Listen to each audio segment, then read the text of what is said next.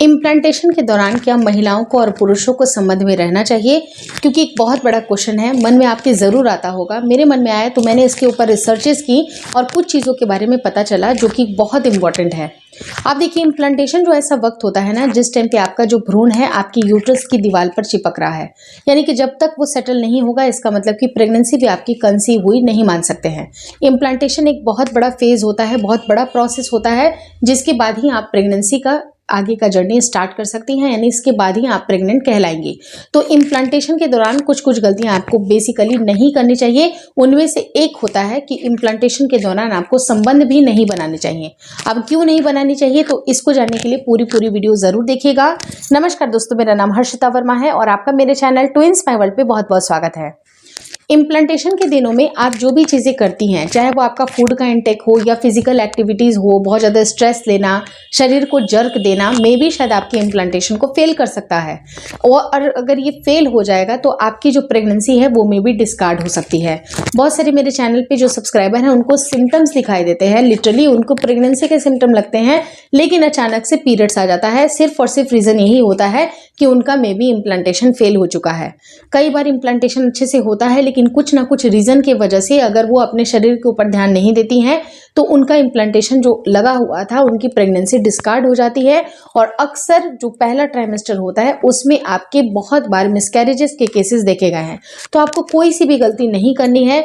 मैं आपको यही रेकमेंड करूंगी कि अगर इम्प्लांटेशन के दौरान आप अपने शरीर को जर्क देती हैं, बहुत ज़्यादा स्ट्रेस है, बहुत ज़्यादा अगर ट्रैवलिंग हो रही है, बहुत थकावट हो रही है, वो सब भी आपको अवॉइड करना चाहिए। और रही जहाँ तक आपके संबंध बनाने की बात, तो वो भी आप बिल्कुल भी मत करिएगा।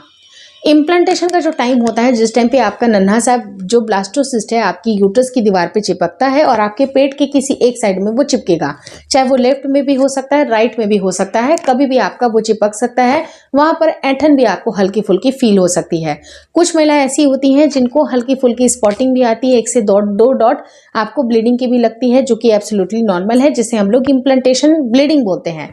इम्प्लांटेशन क्रैम्पिंग के साथ ब्लीडिंग आना बिल्कुल नॉर्मल सी बात है। लेकिन इन ड्यूरेशन में जो आपको लगता है कि पीरियड के 20वें दिन के बाद से कभी भी जब अगर आपका इम्प्लांटेशन होता है, डिपेंडिंग अपॉन कि किस तरह की आपकी पीरियड साइकिल है, तो आप ये मान करके चलिए कि इन ड्यूरेशन में अगर आप संबंध रखती हैं तो उससे होता क्या है कि जो मेल के सेल्स होते हैं उनके अंदर कुछ ऐसे तत्व होते हैं जिसका नाम होता है प्रोस्टाग्लैंडिन। वो आपके यूट्रस में कॉन्ट्रैक्शन क्रिएट करता है।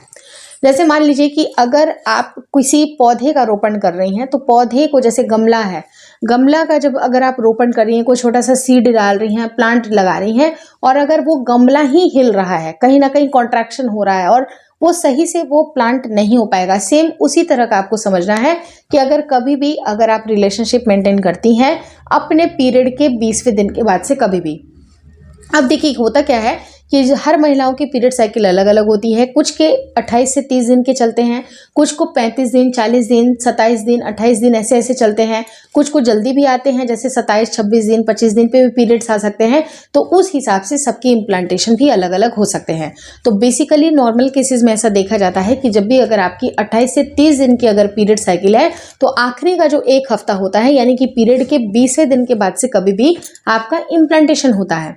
और इम्प्लांटेशन के दौरान अगर आपने संबंध रखा तो वो आपकी बॉडी के लिए भी बिल्कुल भी अच्छा नहीं होता है, क्योंकि आपकी यूट्रस में बिल्कुल मतलब बहुत ही क्लियरली पता चलता है कि आपकी यूट्रस में कॉन्ट्रैक्शंस हो रहे हैं। कॉन्ट्रैक्शन की वजह से मे बी आपका इम्प्लांटेशन फेल हो सकता है। और ऐसा एक और चीज़ भी देखा गया है कि जो हमारे मुस्लिम भाई बहन हैं, उनके जो धर्म में ऐसा बताया जाता है कि जब भी अगर आप संबंध रखती हैं उसके बाद आपको प्रॉपर तरीके से स्नान करना पड़ता है, उसके बाद आप नमाज वगैरह अदा कर सकती हैं।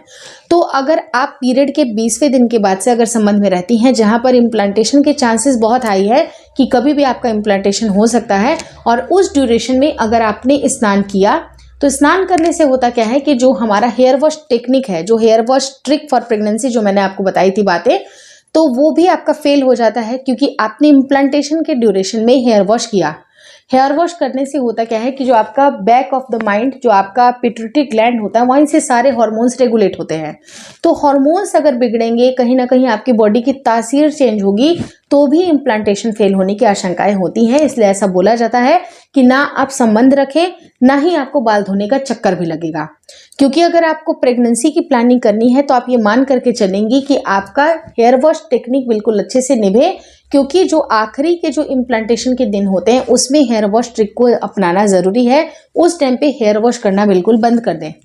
कब करें? तो जब अगर आपके बच्चे की धड़कन स्टार्ट हो जाती है, जब अगर आप सोनोग्राफी में देख लेती हैं कि बच्चे की धड़कन स्टार्ट हो गई, उसके बाद से आप नॉर्मल टाइम पे आप अपना हेयर वॉश कर सकती हैं। लेकिन नटसेल में आप ये जान लीजिए कि जब तक कि आपके डॉक्टर्स आपको प्रिस्क्राइब नहीं करते हैं मेडिसिन, जब तक कि हार्ट बीट आपने नहीं देख लिया, तब तक हेयर वॉश मत करिएगा। और नॉर्मल रूटीन में आप हेयर वॉश बाद में कर सकती हैं, लेकिन इम्प्लांटेशन के दौरान में आपको हेयर वॉश नहीं करना चाहिए।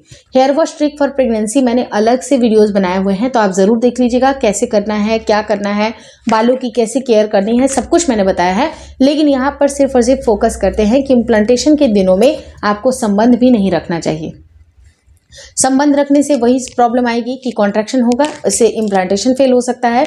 और वहीं पर अगर आप हेयर वॉश करती हैं तो भी आपको प्रॉब्लम आ सकती है। तो आप ये दोनों ही चीज़ें अवॉइड करेंगे इम्प्लांटेशन के दौरान। बॉडी में सडन जर्क आना, बहुत ज़्यादा स्ट्रेस लेना, या बहुत ज़्यादा ऐसा होता है कि किचन में हमारे बहुत सारे घर में गेस्ट आ गए, बहुत सारे खाने बना रहे हैं, किचन में एकदम परेशान हो रहे हैं, बहुत ज़्यादा मतलब शरीर का अगर बहुत ज़्यादा एक्सर्शन अगर हो रहा है तो वो कहीं ना कहीं आपके लिए सही नहीं है। तो इस तरह की भूल आपको नहीं करनी है। ऐसा नहीं करना है कि आपकी बॉडी को जर्क हो और आपका इम्प्लांटेशन फेल हो जाए। तो आपको इम्प्लांटेशन को सक्सेसफुली होने देना है, ताकि जो आपकी प्रेगनेंसी है वो आराम से लगे। और जब अगर आपका पीरियड मिस हो जाएगा, आप वहाँ पर डबल लाइन देख लीजिएगा, प्रेगनेंसी टेस्ट किट आ जाएगी, डबल लाइन मिल गई, तो आप अपनी जल्दी से जल्दी अपॉइंटमेंट रख लीजिए डॉक्टर के साथ, जहाँ पर आपकी फर्स्ट अल्ट्रासाउंड होनी ज़रूरी है। फर्स्ट अल्ट्रासाउंड में क्लियरली पता चल जाता है कि प्रेगनेंसी कितनी है, बच्चे की हार्ट बीट आई है या नहीं आई है। उसके बाद डॉक्टर आपको मेडिकेशन देते हैं। मेडिकेशन खाने के बाद 1 से 2 दिन के बाद आप नॉर्मल टाइम पे हेयर वॉश कर ले, कोई परेशानी उसके बाद नहीं आएगी। लेकिन इस ड्यूरेशन में, इम्प्लांटेशन के ड्यूरेशन में, ना आपको संबंध भी रहना चाहिए, ना ही हेयर वॉश करना चाहिए।